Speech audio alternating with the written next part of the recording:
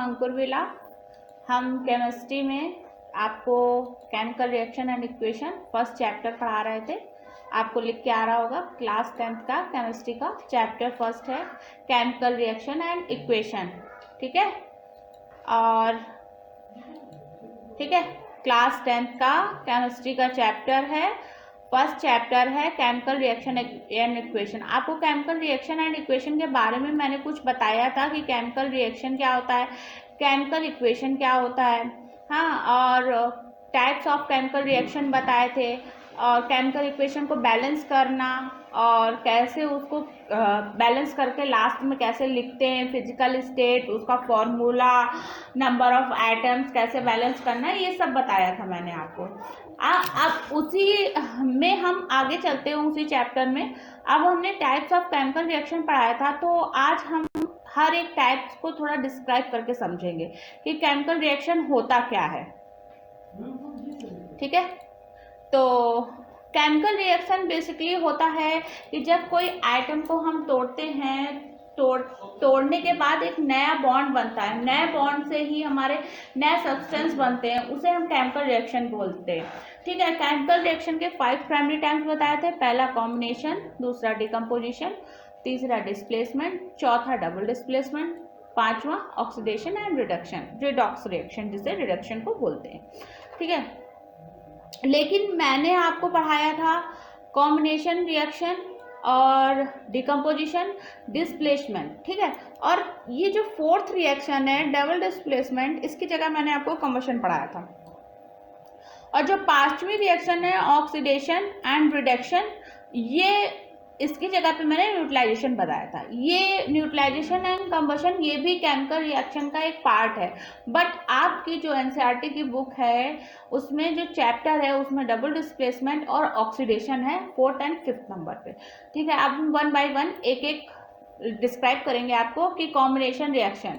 First लिखा है combination reaction. Combination reaction क्या होता है? कॉम्बिनेशन का मतलब होता है कंबाइन करना या जोड़ना। अगर हम किसी चीज को जोड़ देते हैं तो उसको हम कंबाइन कर दिए, ठीक है, या जोड़ देना, ठीक, जोड़ना। ठीक, अब हम इसके जाते हैं मेन डेफिनेशन में कि डेफिनेशन क्या बोल रही है। Combination reaction is a type of reaction in 2 और मोर कंपाउंड्स। आप इसको मोर कंपाउंड्स बोल सकते हैं, more component, 2 and more component, element, substance, कुछ भी बोल सकते हैं। ठीक है, कंबाइन रिएक्टेंट्स ब्रैकेट में लिखा है combine to form a single compound. अब देखिए, मैंने आपको पहले ही बताया था, प्रीवियस लेक्चर में आपने देखा होगा, मैंने एक A+B को अगर हम रिएक्शन कराते हैं तो हमारा गिव्स AB। मतलब अब देखिए कि जो A+B है, ये जो है मतलब दो चीजों में आपस में रिएक्शन हुई, जब रिएक्ट हुए ये आपस में, तो इनको हम रिएक्टेंट बोल लेंगे। ठीक है, इनको रिएक्टेंट बोलेंगे, और जो रिएक्टेंट से हमें मिला है उसको हम प्रोडक्ट बोलेंगे। ठीक, रिएक्शन के बाद जो हमें मिला है उसे हम प्रोडक्ट बोलेंगे। अब बोल रहा है कि 2 या 2 से अधिक कंपाउंड्स, ये 2 हैं, इससे अधिक भी हो सकते हैं, मतलब A+B+C भी हो सकता है, +D भी हो सकता है। ठीक है, और उससे सिंगल कंपाउंड बनना। ठीक है, सिंगल कंपाउंड बनना। अब अगर हम इसमें 2 की जगह मतलब A+B+C+D लेते तो ये ABCD बन जाता है, एक कंपाउंड पूरा बन जाता। ठीक है, इसमें क्या होता है, इसमें जो है नए प्रोडक्ट बनता है। फिर नए प्रोडक्ट में क्या होती है, एक लार्ज अमाउंट में नए बॉन्ड्स बनते हैं, नए प्रोडक्ट्स बनते हैं। इसमें जो होती है वो एनर्जी होती है, वो एक लार्ज अमाउंट में होती है और वो हीट के फॉर्म में जनरेट होती है। ठीक है, अब हम आ जाते हैं रिएक्शन पे कि कैसे हम कॉम्बिनेशन रिएक्शन पहचानेंगे, क्या कॉम्बिनेशन रिएक्शन क्या है, इसके एग्जांपल्स या बोल सकते हैं रिएक्शन, इसको कुछ भी आप समझ लीजिए। ठीक है, तो पहली रिएक्शन लिखा है कैल्शियम ऑक्साइड। कैल्शियम ऑक्साइड मैंने आपको केमिकल इक्वेशन में पहले ही बताया था, इसकी फिजिकल स्टेट लिखते हैं हम हर एक रिएक्शन में कि वो किस फॉर्म में है। तो कैल्शियम ऑक्साइड जो होता है उसे हम सॉलिड फॉर्म में लिखते हैं, H2O जो होता है उसे हम लिक्विड फॉर्म में लिखते हैं, और कैल्शियम हाइड्रोक्साइड बना तो ये एक्वस सोल्यूशन है इसका। ठीक है, अब प्लस हीट जनरेट होगी। ये जो सिंबल है डेल्टा है, ये हीट का सिंबल है। ठीक है, ये आपको हीट शो कर रहा है। ठीक है, ठीक।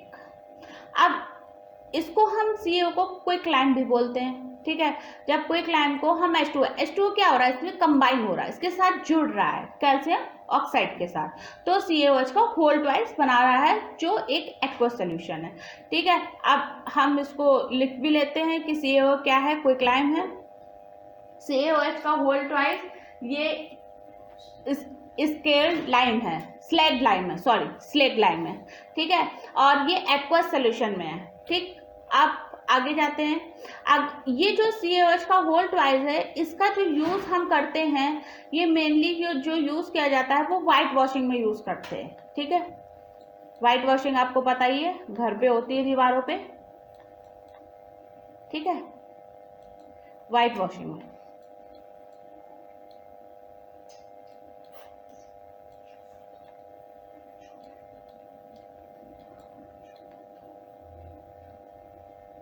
ठीक, वाइट वॉशिंग में। अब कैल्शियम ऑक्साइड की हम रिएक्शन, अगर ये देखिए कैल्शियम हाइड्रोक्साइड है, CaOH का होल ट्वाइस, हम एटमॉस्फेयर में कार्बन डाइऑक्साइड मौजूद होती है, अगर इसके साथ रिएक्शन करता है तो कैल्शियम कार्बोनेट बनाता है, मतलब धीरे धीरे एक लेयर सी जमने लगती है दीवारों पे, ठीक है। CaCO3 कैल्शियम कार्बोनेट, ठीक।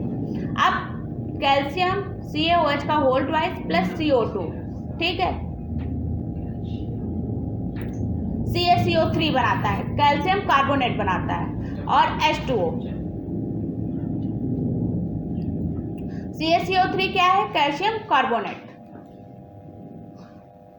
अब सेकंड रिएक्शन में आते हैं, कार्बन प्लस O2। कार्बन क्या है, कोल, ठीक है, ये कोल है।